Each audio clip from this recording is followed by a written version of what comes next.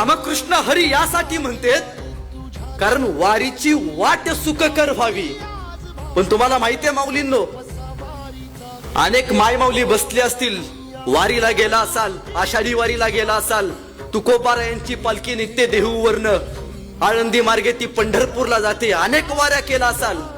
पण माहितीये शिवरायांच्या इतिहासात वारीला असामान्य महत्व आहे. का हो? मुघलांच्या काळात हीच आषाढीची वारी जाणारी पंढरपूरला देहूवरनं तुकाराम महाराजांची वारी बंद पाडली. मुघलांनी वारीवरती आक्रमण केलं, वारी बंद झाली.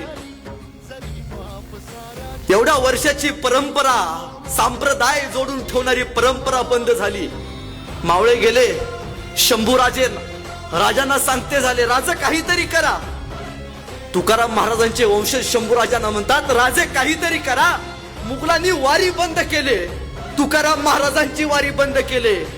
संभाजीराजांच्या डोक्यात आलं आणि आळंदी पासून वळू मार्गे तुकाराम महाराजांची वारी वारकऱ्यांना संरक्षण देऊन धारकऱ्यांनी पंढरपूर पर्यंत पोहोचवली.